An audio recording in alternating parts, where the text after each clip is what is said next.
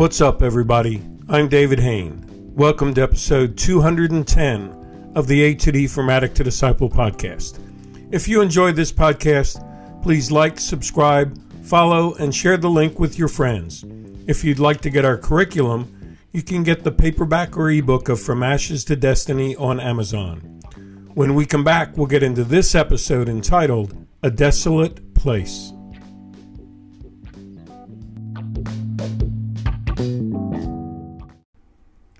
Welcome back to episode number 210 of the A to D From Addict to Disciple podcast entitled A Desolate Place.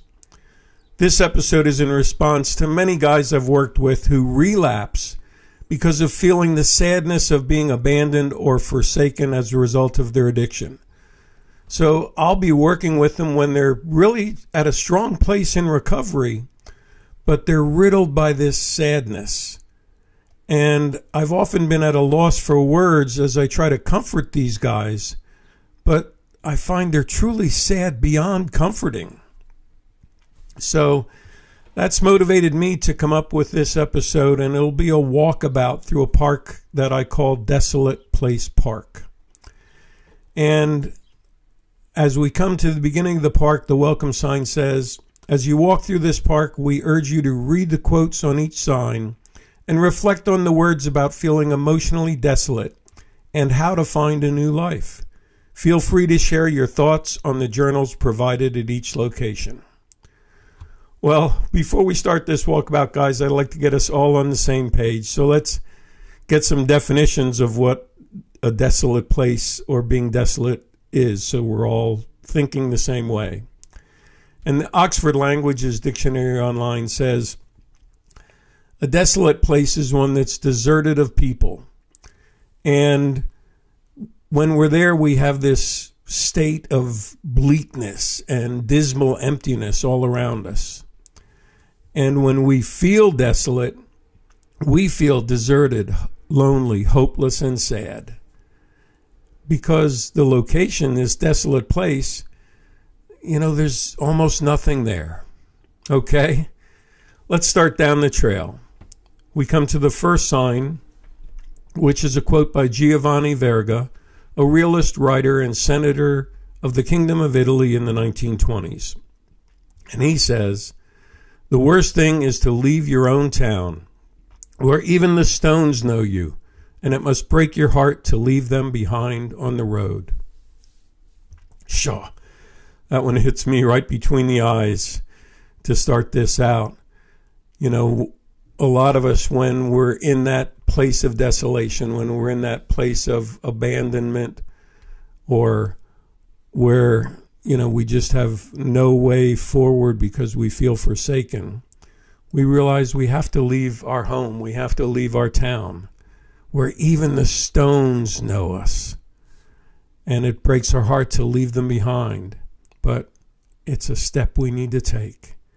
Let's see what the guys wrote in the journal. First quote says, "I had many regrets when I chose to leave my hometown in order to start over. But regret will swallow you whole if you let it. So get her done."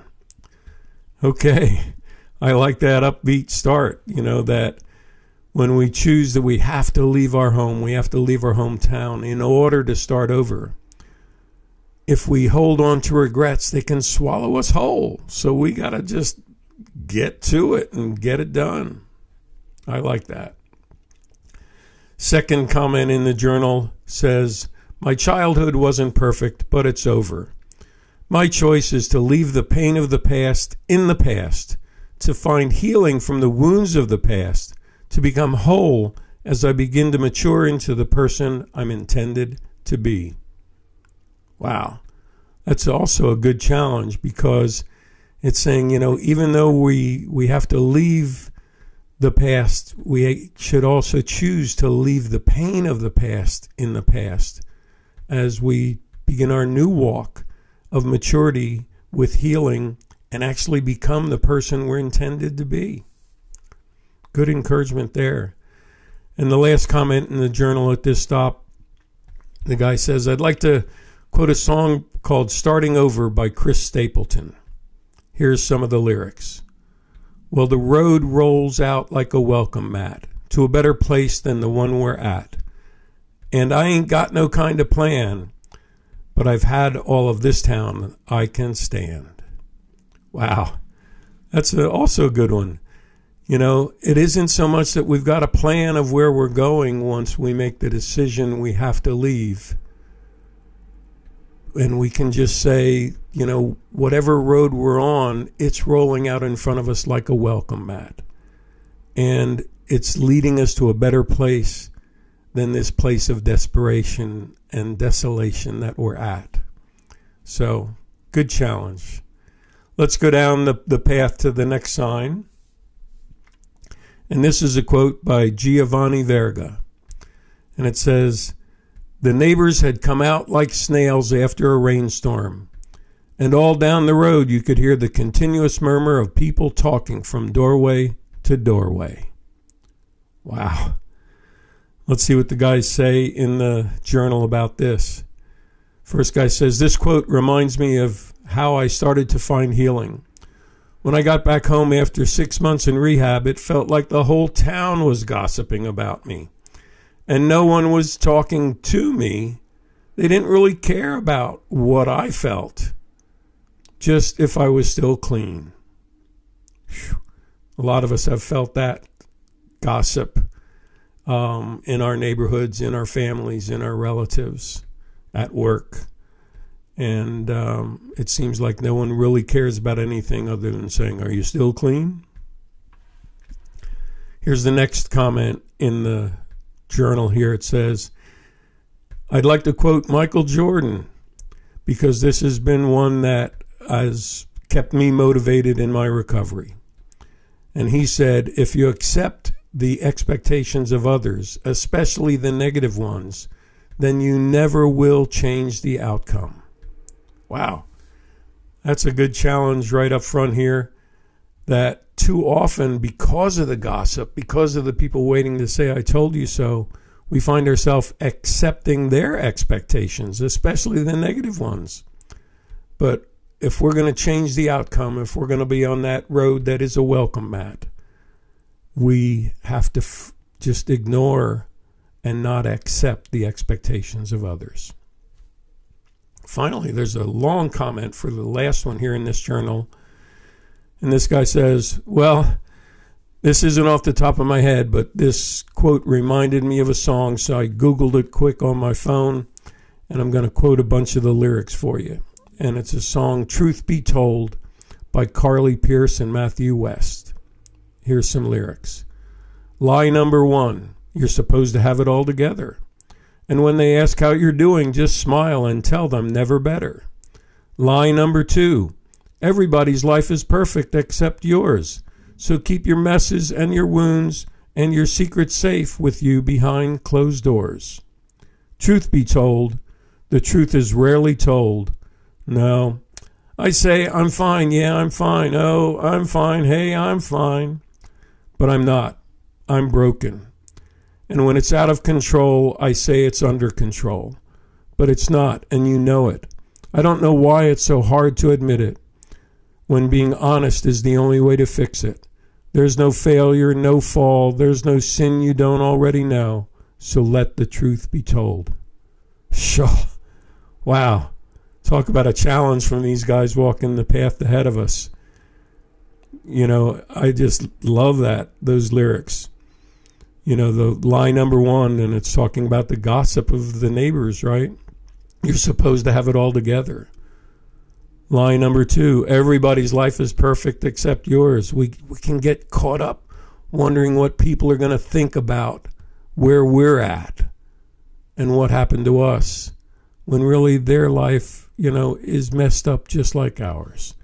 We're all broken people saying we've got it all under control even when it's out of control, saying, yeah, I'm fine, even when we've got messes and wounds that we're keeping locked behind closed doors. So it's a good challenge to all of us to let the truth be told, to find our way of healing from the desolate place. Let's go down the path a little more, and we'll get to the third sign with a quote here, and this is by Arifa Akbar, a journalist for The Guardian, who said, "I felt the world had begun to look through me as if I was made of air. When I decided to give up my plan for the future, I immediately felt released." Wow. Another big challenge in this park today. And I would just want to say that really touched me, that feeling where everybody's just looking through you. I guess the guys touched on that on the previous thing where people were gossiping and didn't really care about how we felt.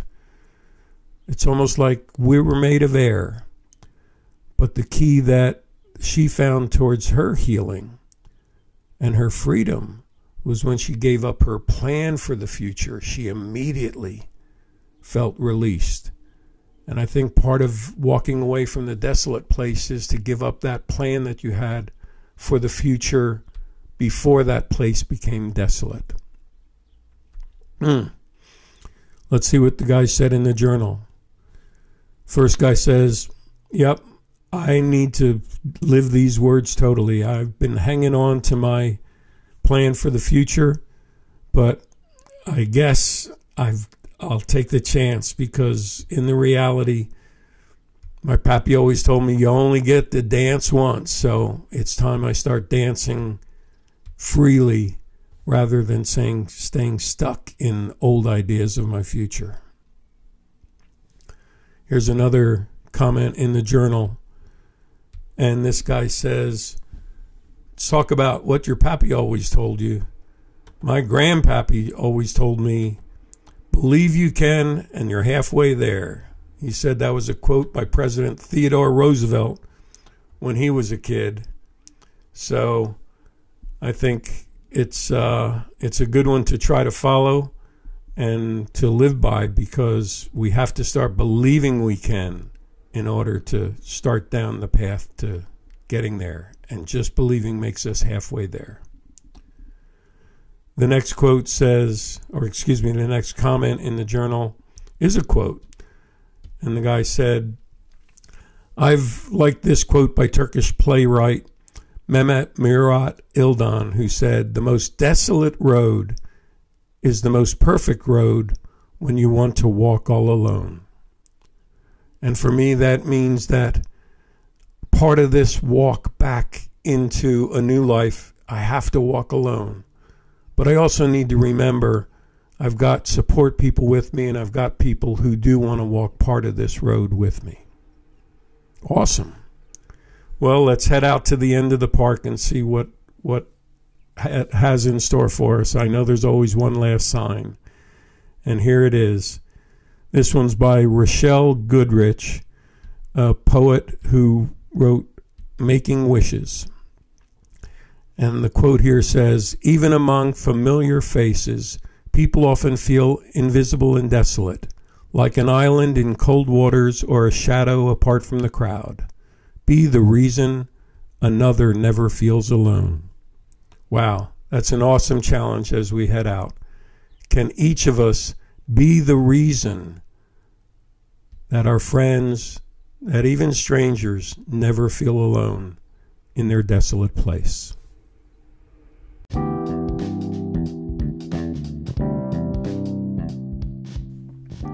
Thanks for listening to this episode of the A to D From Addict to Disciple podcast. If you were saying, "Man, that's me, and actually I'm still stuck in my desolate place," as you listened, then I want to encourage you now to reach out and join a group. You can message me on the link in this podcast or by email at davidfromatod@gmail.com, or go to my website, www.fromatod.org, and click on the contact page. If you're listening on Spotify, you can leave your comments by clicking on the link they provide in that platform. Tune in Monday for our next episode, and as always, stay safe and stay resilient.